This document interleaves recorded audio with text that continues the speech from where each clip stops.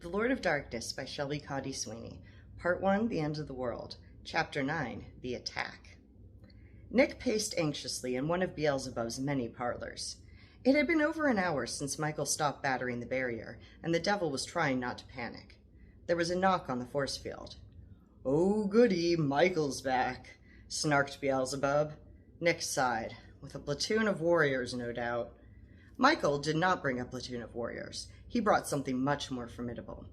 Nick opened the door to see large brown eyes set into a round freckled face under a mess of soft brown curls. The boy looked around 17 years old, but had merely died at that age and was much, much older. Nick's face melted when he saw him. "Abel." "Hey, Nick." The boy, Abel, replied guiltily. "What are you doing here?" Nick wondered. "What are you doing here?" Abel retorted angrily. "After everything, how come you're doing this?"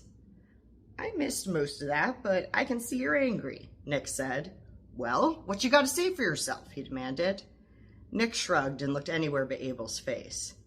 "Nick," Abel began, and presumably continued to say more, but Nick only caught a few syllables. "Stop, you're giving me a headache," Nick said. "Sorry." "Fair's fair, I owe you an explanation," Nick conceded. "Every second the Earth's around is killing me. You know why, or you wouldn't be here. But I'm convinced it's the right thing to do. Remember when my penance ended and God said they prepared me to do more things? Think this is one of them?" Abel deduced. "Doing the right thing even though it hurts me personally?" Nick replied. "Sure sounds like a goal of my penance, doesn't it?" "Yeah," admitted Abel. "Still think I ought to take down the force field?" he asked with genuine interest. "Once upon a time," Abel began, smirking at Nick's surprise, "there's a woman named Sally who loves a man named Chuck. Chuck's imprisoned. Sally gathers evidence for years to prove his innocence and get him out of prison. The warden offers to release Chuck early for good behavior, but Chuck already agreed to work the prison kitchen, so he stays an extra month to do that. Sally's still waiting." After a few beats, Nick asked, "Is that the end of the story?" "Better not be," Abel replied seriously. "Any gut reactions?" "Confusion," Nick admitted. "Can we get back to what I was talking about?" Abel sighed with frustration. It was his own fault Nick didn't understand the message, and he wasn't sure whether to kick or applaud himself for that. "Sure, Nick. You got plenty of opportunities to sacrifice personal gain for the greater good. How do you know this was the right one to act on?" "They said to do what I know is right," Nick told him. Abel snorted. "Big help." "Per usual," Nick chuckled. Frowning, he added, "They also said I'm too good an angel to make the apocalypse come early, and it felt like foreshadowing. Abel, seriously, what do you think I should do?" Abel opened his mouth to tell him to tear down the force field, then hesitated. He didn't want to believe God wanted Nick to stall Earth's apocalypse, but if it really was related to Nick's penance, the salvation of humanity could still hang in the balance. Abel carefully asked, "How come you think it's the right thing to do?" "Suspending Earth's apocalypse? Plenty of reasons," replied Nick. "Mostly I think humans will grow into something awesome if we let you. I think you can make us better, and I never felt like that before." Abel felt disheartened. I didn't think you'd have a good reason." "I was sort of hoping you'd say I didn't so I could stop," Nick admitted. "Damn it," Abel exclaimed. "What?" Abel sighed. "I think you're right. Can't think of a better test for you." "Right?" agreed Nick. "Does it count if you're only doing it because you think you're being tested?" Abel asked. "It doesn't count as much, but it still counts," Nick said. "I guess you should try saving Earth then," Abel admitted reluctantly. "Thanks," Nick sighed sadly. Abel had seen the devil in states of rage, drunkenness, depression, and desperation, but he was most worried to see him in this state of hopelessness. He looked into his friend's despondent eyes and rushed to the rescue. "Tell you what," Abel suggested slowly, still trying to think of something encouraging. "After I tell Michael I couldn't get you to drop the force field, I'll round up some Celestials to protest the apocalypse to other voters." "Wow, thanks, Abel. That'd be amazing," Nick replied. "You're welcome," Abel smiled, relieved to see a spark of hope return to the seraph's eyes. Nick leaned forward interestedly. "Hey, just out of curiosity, how do you know about the post-apocalypse deal?" "Jesus told me," Abel said. "Of course he did," grumbled the devil. I don't think Michael knows, Abel continued. All his focus is here. He's rounding up volunteers to attack the palace, so I offered to try talking you down first. So, there's going to be a physical attack after all, Nick mused.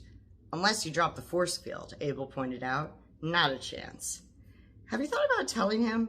Abel asked. Not seriously, Nick replied. He'd probably stop fighting you on this, Abel reasoned. Yeah, and I'd probably win the vote, Nick agreed, but it's not worth putting you and your family in danger. Abel reluctantly nodded. What's your plan anyway? Nick smirked. Michael didn't tell you? He said you don't have one. I didn't, but I do now, Nick told him. What? You, announced Archangel Nick of Faith and Penance. Your plan's the best one yet. I'll keep stalling while you try to persuade the other voters. Oh, okay, said Abel. He wondered why the Seraph hadn't thought of such a basic plan yet, and suspected he wasn't trying his hardest. It's real good seeing you again, Nick added. We ought to hang out more often. As soon as this is over, Abel agreed. He waved goodbye and teleported away in a burst of light. Nick looked up at the sky and prayed, Thank you, God. It took a few hours for Michael to get permission for an assault and assemble his team. As soon as he did, the palace started shaking again. The intruders have returned, the butler Jenkins announced unnecessarily. Nick returned to the front door, took a deep breath, and opened it with an unimpressed smirk. Hey there, Michael. Long time no see. Michael paused momentarily in his assault to glare at Nick. Nick closed his eyes and counted the places he sensed strikes against the force field. He noticed that one of the sources was much stronger than the others. Smirking, Nick realized, only one other Seraph? Jofie's not here? Michael's jaw hardened tellingly. Nick laughed. No way! Abel got to her? Already? We still have enough to stop you, growled Michael. Thanks for sending him here, Nick taunted. Hey, remember how I have the stupidest plan ever, but it looks like I might beat you anyway? Michael howled, slashing at the force field maniacally. Nick grinned infuriatingly and calmly closed the door. Once he was obscured from view, Nick stumbled against the door for support. He asked the servants, Food, please. Any food. Doesn't have to be cooked. Nick pointed a shaky finger at a nearby potted plant and said, That too. Then his legs buckled under him. Nick consumed the plant and several plates of miscellaneous food, just in time to ward off unconsciousness. How much food we got? Jenkins presented him with a tablet open to a spreadsheet. An account of the current palace stores. Nick skimmed it, then returned it to him and ordered, Keep bringing it up. Make sure there's always food in front of me and let me know when we're about to run out. Jenkins glanced at Beelzebub for confirmation. The Archdemon of Gluttony sighed, then nodded. Very good, sir, Jenkins said to Nick, bowing slightly. How long? Horseman Danny of Death asked. Depends when they start tiring out, Nick said, crawling towards a couch until several servants picked him up and carried him there. Thanks. And if they don't tire out? Beelzebub asked. Nick thought about it. A few hours till we run out of food, then I gotta drop the force field or I won't have the energy for what comes next. What comes next? Asked Merrick, Horseman of War. I don't know, Nick admitted. I bet I pushed him into excessive force territory by now, so not looking great for me. You don't think he'd try to kill me or anything, right? Bubba? Me? Beelzebub sputtered. You're the only other one here who knows him, Nick pointed out. Beelzebub considered it carefully. I wouldn't put it past him. Wait, can he kill you? Horseman Danny of Death asked. Beelzebub and Nick glanced at each other. It wasn't a subject that Seraphim felt comfortable discussing. He won't, Nick assured her, but it's believable that he might try. I feel like I can use that somehow. I've also met Archangel Michael, Horseman Christopher of Famine announced.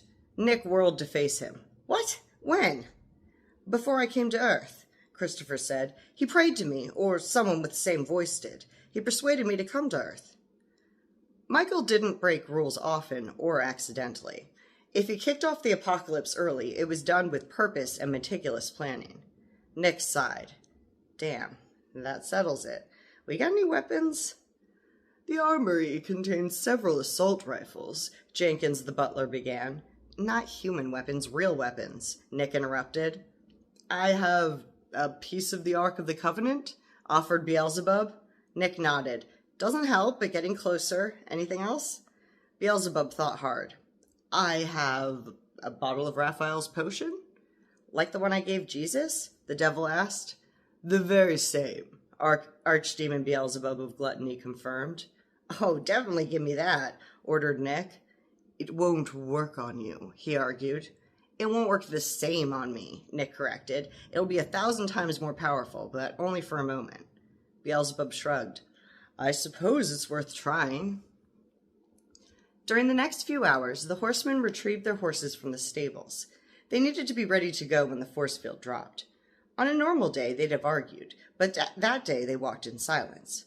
Well, relative silence, since Beelzebub had to tag along with them. Nick focused mainly on consuming enough energy to sustain the force field, but he also sent up a prayer of gratitude to Abel and everyone who helped him. All but one heard it. When they brought up the last plate of food, Nick ordered all the servants to move far away from the entrance hall and hide. Beelzebub, Christopher, and Kiara opted to do the same. Nick was surprised to see Danny and Merrick still standing beside him. You don't gotta do this. Like hell I'm missing this action, exclaimed Horseman Merrick of War. I want to help stall the apocalypse, explained Horseman Danny of Death. Okay, Nick conceded. You take the non-seraph Celestials, leave Michael to me. And the other seraph? Merrick asked. This fight isn't going to last that long, Nick replied. With a deep breath, he added, Here goes. Nick absorbed the last bit of food, then drank Raphael's potion. He opened the front doors, took a few steps back, and lowered the force field. Michael stared at him, stunned for just a moment.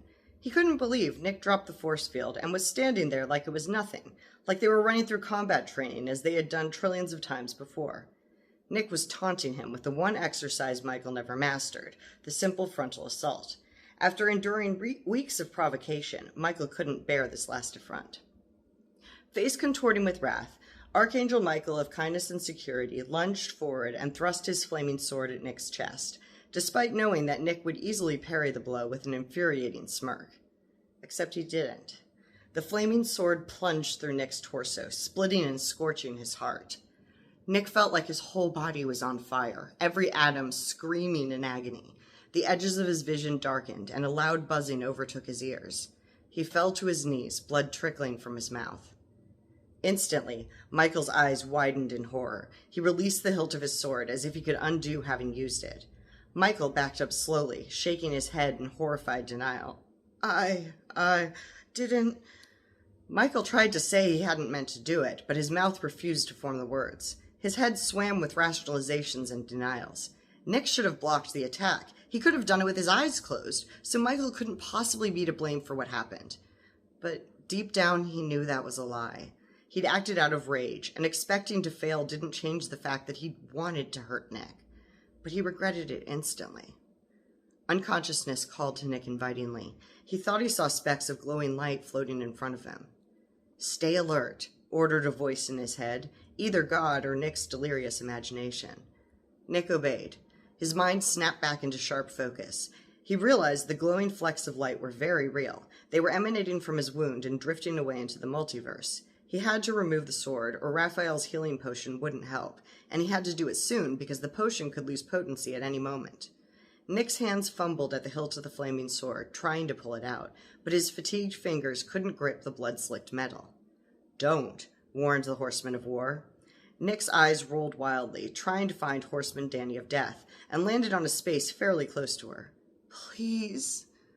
Danny took a shuddering breath, nodded, and walked towards him, pushing past Merrick's protests. She grabbed the hilt of the flaming sword firmly and wrenched it from Nick's chest with one massive heave, trying to ignore his screams of anguish. The flaming sword clattered to the floor, scorching the marble. Raphael's potion took effect, healing Nick's wound in seconds. The glowing specks of light returned from their journeys and nestled themselves back in his chest where they belonged. The devil made a grab for the sword, but Michael got there first. He snatched up the weapon and pointed it at Nick's throat. I'll do it again, Michael threatened convincingly, but unconvinced. I don't want to, but I'd do it again. Working out what had happened, he added, and I'll bet you don't have more of that potion. Nick put his hands up. Reluctantly, Merrick and Danny did the same. At Michael's gesture, several armed guards stepped forward and cuffed Nick's hands behind his back. You tried to kill him, Archangel Zad of Admissions and Charity accused Michael disbelievingly. A large crack formed in her faith that everything she'd done for him over the last few millennia had been completely justified and righteous. Michael opened his mouth to confess, but Nick spoke up first. Michael knew I drank a healing potion, Nick lied. Michael, Merrick, and Danny all gawked at him with astonishment. Zad relaxed considerably. Michael's mind raced. Why did Nick lie about that? Was he waiting to make a dramatic reveal at the vote? Was he trying to lower Michael's guard for a sneak attack? Why wasn't he using this as an opportunity to sway Zad's vote? Oh, well, that's fine then, Zad said. Archangel Nick IL, you're under arrest. No shit, Nick retorted, indicating his handcuffs. But you gotta let me vote. You're kidding, Zad marveled. We're literally arresting you to take you to the vote. You didn't want to go after proposing it in the first place. Where's Beelzebub? Michael asked. By the stables last I checked, Nick lied. Michael rolled his eyes, then dispatched guards to teleport rapidly into every room in the palace until they found and retrieved the Archdemon of Gluttony. Michael nodded at a security guard, who promptly removed the cuffs chaining Famine to Gluttony. Signet? Zad asked. Nick fumbled the signet out of his back pocket and handed it to her. Beelzebub pressed his finger to it, and all the voters were instantly transported to the beige void.